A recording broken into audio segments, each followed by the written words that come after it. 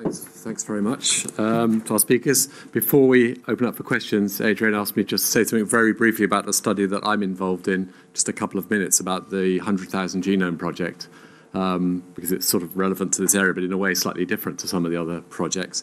So the 100,000 Genome Project is an initiative to produce 100,000 whole genome sequences, probably about 75,000 patients. It's much more at the clinical research interface than the studies, many of the studies you've heard about. For one thing, it's going to have, and this is going to influence the feedback policy. So there will be a feedback policy in which people will have the option to have things fed back to them beyond their pertinent condition. So that's subject to ethical review, ethical approval, which is going on as we speak. So I won't say anything more about that, but it seems likely that that will happen. I'm happy to talk more about that over dinner later. Essentially, patients are going to be recruited, patients with rare diseases, with cancers, and with infections. And the project's going to have three aims, and so this is going to be reflected in the consent. So people will be consented on the basis that there may be there will be direct clinical benefits for at least some people, that there will be an aim which is to develop a genomic service for the NHS, and thirdly, a research aim. So that it's a hybrid activity that people are going to be asked to consent to. This will involve lifelong access to their medical records, and as I said, a feedback policy where they'll be able to make a choice between, so certainly they won't be recruited unless they're willing to get feedback to their clinician about their presenting condition, but they'll have a choice about whether to have access to other additional findings, a small number of those. So that will be part of the consent process. My role in this, I'm the chair of the Ethics Advisory Committee, so that's my role in that. But this session is about governance of access to data, so I just thought I'd say something about that. So the proposal there is that the researchers will have access to a whole range of different types of anonymized data, but this won't be shared, so it won't be sent to people. It'll be access to anonymized data in a controlled space where there'll be the potential for their activities to be monitored, at least certainly to be audited to see whether they conform with the original consent.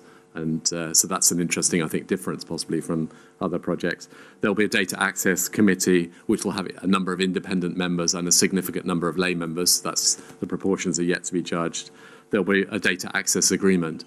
But an important part of this will be that there will be access to commercial users. That will be discussed at the time of consent. So that will be part of this process. So people will be consenting to all those things and consenting to access to commercial research where that's judged to be in the public interest. So there's these criteria.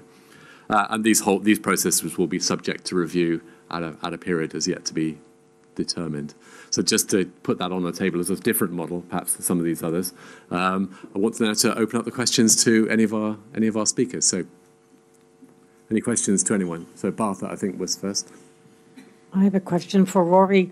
On one of the slides this morning, and again in your presentation, you called the UK Biobank an open access resource. Yet you mentioned that there will be, for researchers seeking to access UK Biobank, a data access committee. Usually, in common parlance in the biobanking world, that's called a controlled access, and open access is reserved for the HapMap, the 1,000 genomes and so on. Just because we lawyers play with words, just to clarify that open access is generally used to mean open. Yeah, I think you're free to use words the way you wish to. But I think the problem with controlled access is that it has negative connotations that I think Paul Burton was referring to in terms of the controls being seen as obstacles. So we were trying to get across the concept that there is no preferential or exclusive access to this resource, and it is open to all. And that is a concept that actually people find very difficult to understand. I can't tell you the number of presentations on this where I've had a slide on the access approach and said that there is no preferential, there is no exclusive access, and afterwards people have come up and said, can I collaborate with you on using the resource? And I've said no, because it's an open access resource for anyone to use. And so I think there's a debate about how you use incidental findings. I think there's also a debate about how you use open and controlled, and we were trying to get away from the idea that we were trying to control it. So second question, first of all, open can also mean open, and therefore not sufficient monitoring and oversight. So there's negative connotations to both expressions, correct. Which brings me to my second question. There was some talk recently of creating a third group of data. There's the, let's leave your UK Biobank aside, there's the open map, 1,000 genomes, anybody can get on kind of map of reference populations. Then there's a control, perhaps for vulnerable or more potentially stigmatizable or age, whatever.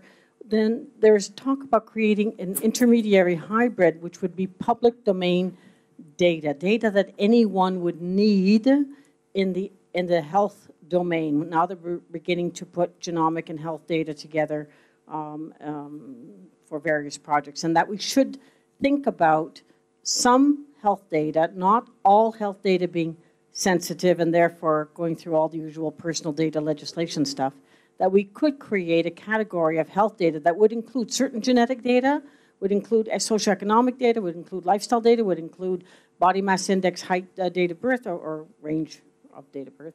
So there is this talk about of creating databases that are broader than just genomic, and I think that fits very well with the UK Biobank concept of not being just a genetic and therefore super sensitive or whatever database. Do you want, yep, Lucy? So in genetics, we're quite familiar with that, and in genetics there is quite a good tradition of this intermediary, things like the HGMD, which is a database where pathogenic variants are deposited for the benefit of interpretation of others, but they are unlinkable to an individual. And certainly from the large X chromosome sequencing project, we deposited the variants, but not the haplotype. So you couldn't identify, but you could identify frequencies. So I think that hybrid exists already, certainly in the genetics world, but perhaps not for more phenotypic data. Question back there. Carol? Thanks. I'm interested in teasing out this journey through genomic data, because I think we're using the word data to mean lots of different things. So where we stand at the moment, we're thinking about samples, and I think that the 58 and the biobank models are actually quite different in relation to their approach to creating what I would call the Royal Society's version of usable data out of a depletable resource. So I think that samples of themselves are not data, but they're used to create data, and I think we should try to perhaps think a bit more in a nuanced way about data, because I think then the next step is, having created omics data, of a whole range of different omics data, there'll be the next step of linking it, if you like, to the phenotypic and some of the socioeconomic data, which raises different issues. And it would, so what I wanted to focus on here was the quite nicely contrasted approaches to making data out of depletable biological samples that sit between, for example, Paul's model and Rory's. And one of the things that I feel quite passionately about is that often these studies have been set up with a very key scientific focus, and you've said that, you know, is this within the scientific remit of what was originally intended? Now, you're making, access committees are set up making, if you like, decisions. They're the kind of arbiter with appeal as to whether this can go ahead or not. And I wanted to ask Paul Burton in particular where he saw the PI of each of those studies sitting in relation to that decision, because PIs carry the entire accountability as far as the Research Ethics Committee is concerned, and these, and where in fact does the original Research Ethics Committee approval, which will still be extant for these studies, sit in relation to that? And if Rory had views on that, I'd be interested in those too. Perhaps we start with Paul. Yeah, so do I have to push this? Okay, is that working? Can everybody hear me? Yeah. So first of all, certainly I don't think any of us were using the term data to mean samples. I certainly wasn't. So I think there must have been sort of miscommunication there at some point, because I agree entirely with you that data are data and samples are used to generate data, and then that's one of the ways that you, as Rory was saying, that you then basically make them infinite, and therefore you don't have the problem of the of depletability.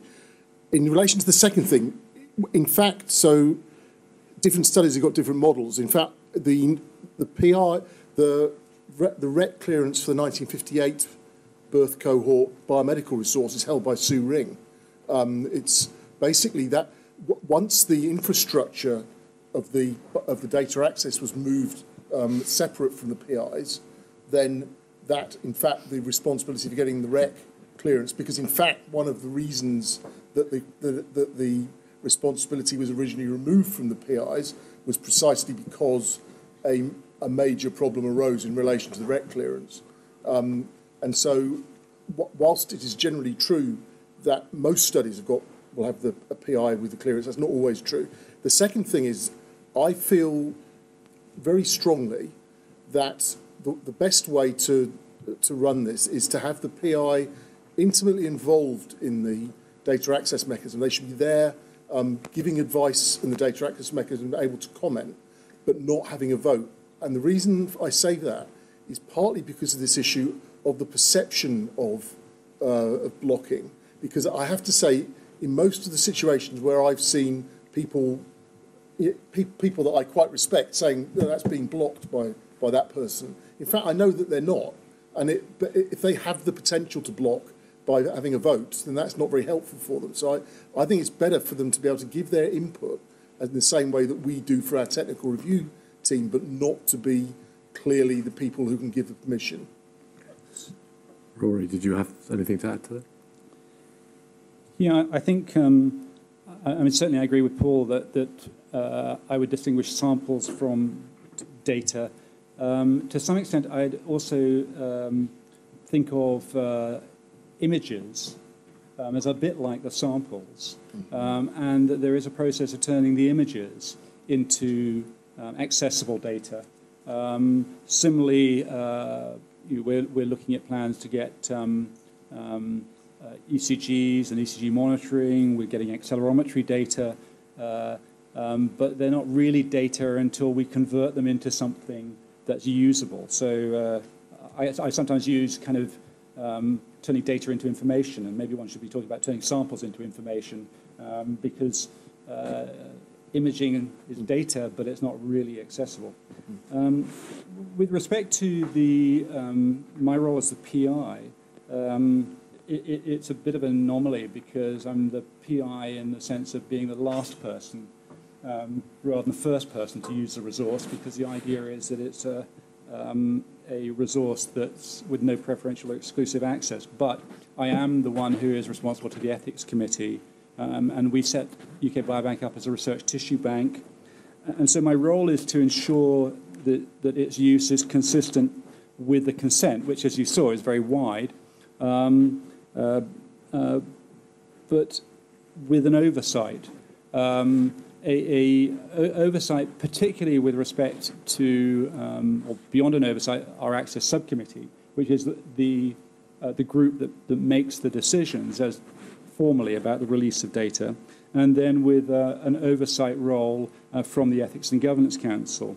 And again, my responsibility in UK Biobank is about ensuring that we have a process in place where the checks are made, that the researcher is a bona fide researcher, that the proposed research is consistent with the consent, and that draws attention to particular issues within any application to the appropriate people. That may involve getting scientific review if it's going to use depletable sample.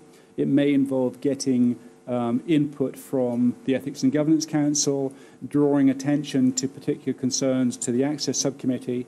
And UK Biobank also has a consultation agreement in place with Mike and with Ethox to be able to get ethics oversight. But formally, to the Ethics Committee, I am the responsible one, but helped by a very large group of individuals. And over the last 2 years, I think, going back to the first question, what we've been looking at is, having taken a rather cautious position at the beginning, trying to make the access increasingly open. And we've found that there are quite a large proportion of the applications which are very obviously non-contentious, that can be largely dealt with by UK Biobank internally, with an audit and oversight role by the Access Subcommittee and the EGC, so that we can ensure that they focus on those applications that clearly do have some issues. And so we are in the process of streamlining our access procedures to make it even more open in order to reduce delays and increase accessibility. Because with respect to the first talk, it's clear that having this kind of review is an obstacle to use, and so one has to make it as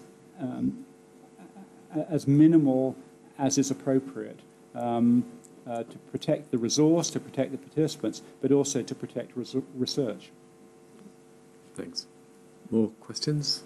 Yep. And then Mario, there's one over there as well.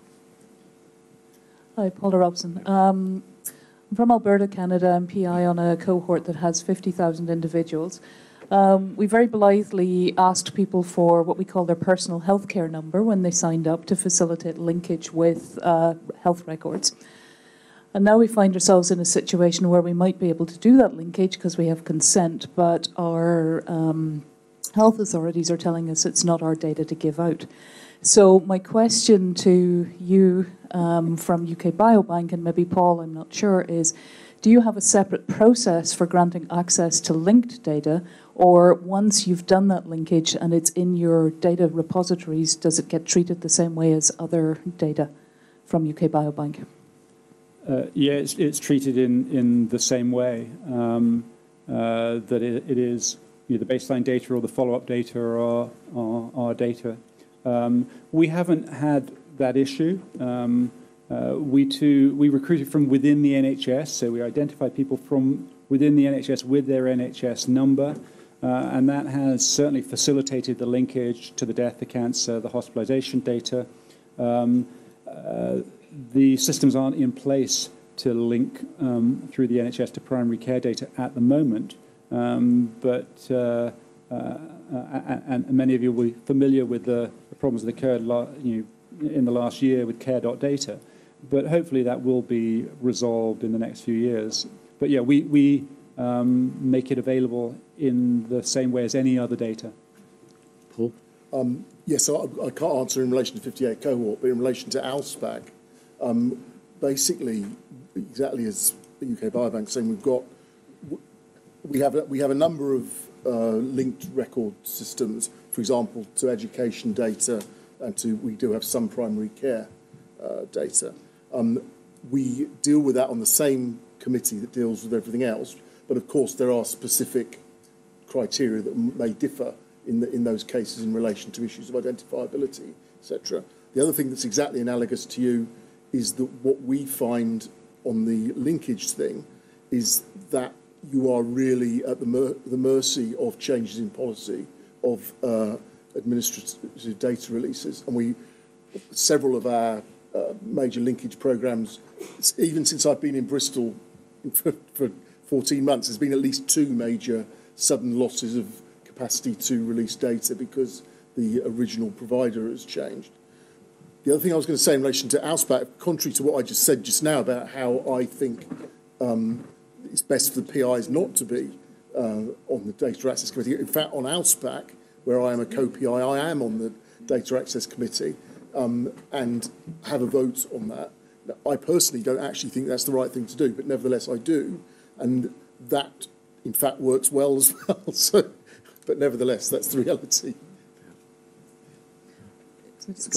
Just commenting about the Genomics England project, which is launching, that's exactly what's doing. The primary data set is, in fact, the NHS number, and there will be linkage right through in principle.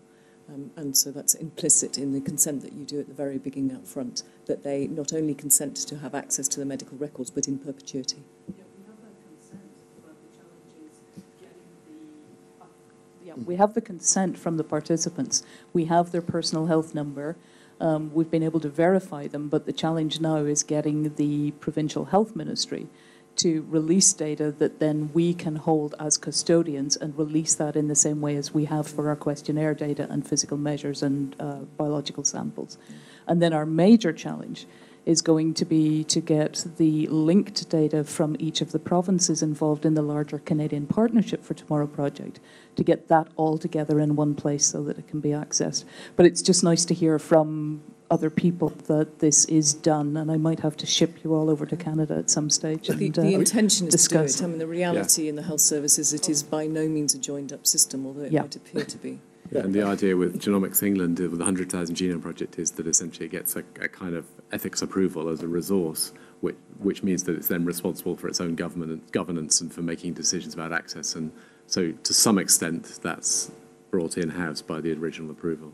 So. But could I, the difference between everything else on the study and linked data is that another study or another data provider has equal governance control to you, and therefore if they decide to do something, it doesn't matter what you've got agreements up front or not, they can tell you can't use it. So I can put you in contact with the guys on Ausback who are most centrally involved with it. Martin. Martin Richards, I'm interested in the concept of bona fide researchers, and I wondered how consistent the criteria were that studies used to determine whether researchers are bona fides or not. I'll answer first, because this is one of those things that could be incredibly difficult. But in reality, there's never been a difficulty. It's absolutely obvious that the criteria that are used generally are to look at where the person works, to look if there was an issue, look at where they work, look at the evidence of publication and stuff.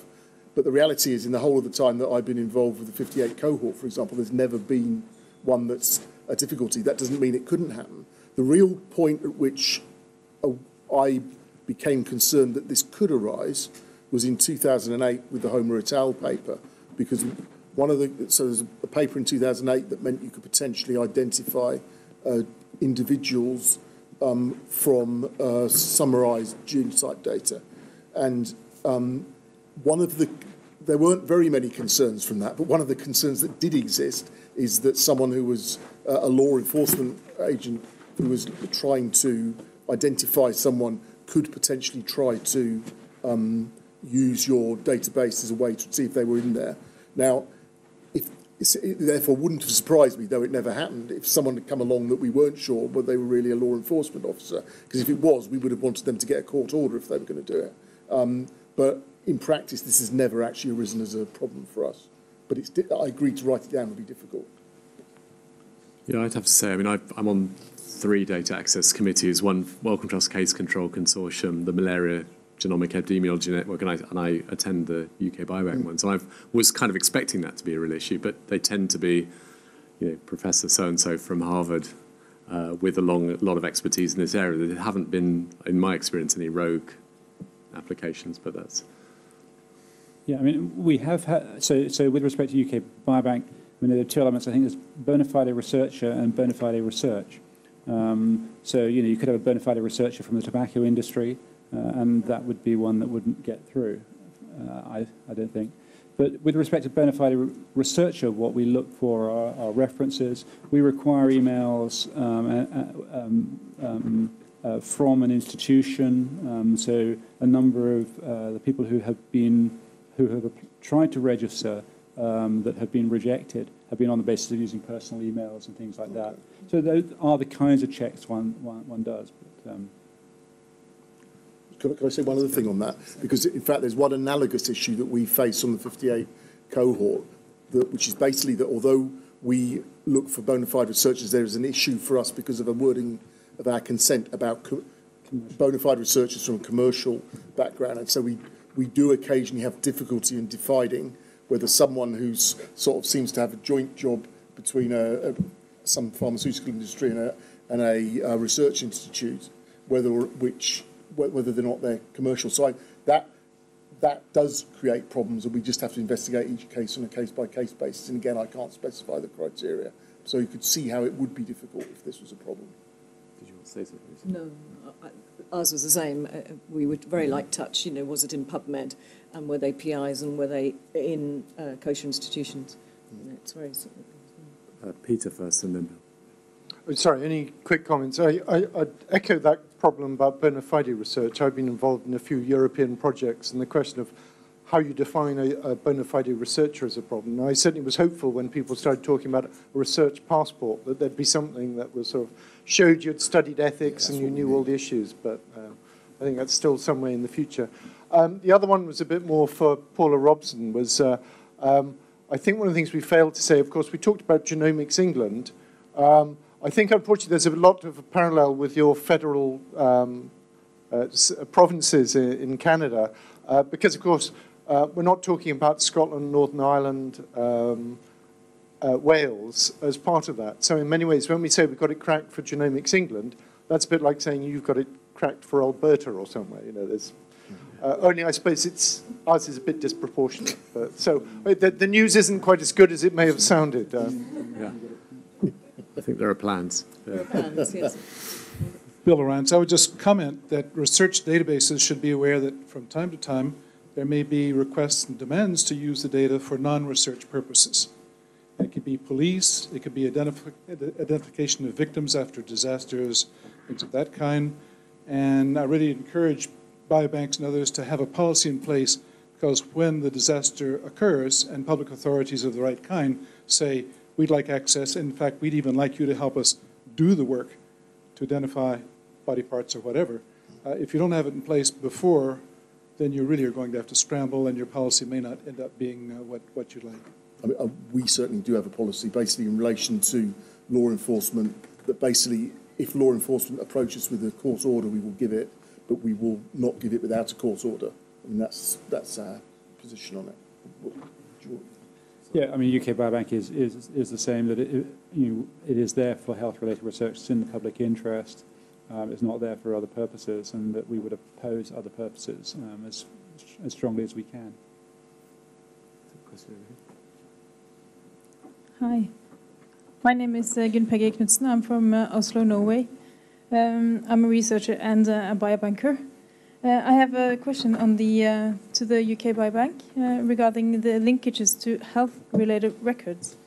Do you reckon, how do you see criminal records? Is that a health-related record, or is it not? Yeah. We link to it. Well, I mean, it may well be that Paul and Alspach have more experience of this. From our point of view, I think it goes back to the question over here. All of these records, I think, there are a vast array of records it would be very useful to link to, because it's likely that they will have some relevance to health in different ways. And I suspect what will define what is a health-related record that we can link to is what we're allowed to link to, rather than what we would want to link to. But I think, yeah, criminal records, educational records, tax records, income records, employment, benefits, those are all the kinds of health-related records that I think could be incredibly valuable to understand health. But whether we are able to link to them, Paul probably has some experience of that. Yeah, so in Alspach, so John McLeod again, who's our main linkage person, there has been linkage with criminal records. I don't know the exact form that those records took, but they certainly indicated if someone, for example, was in prison or anything like that. So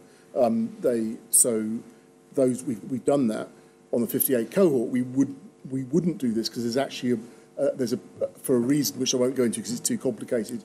We don't allow research directly into criminality in link with anything to do with genetics. It's because of a weird thing that happened during the original study. Okay. Thank you. I think we should probably end there, given that there aren't any more questions. Before I ask you to join me in thanking the speakers, can I just remind you to wear your badges when you come back into the building, either tonight and tomorrow. That will help you get through reception more quickly. And if you're coming for the dinner's at 7:30 in this building. So can you join me now in thanking the speakers?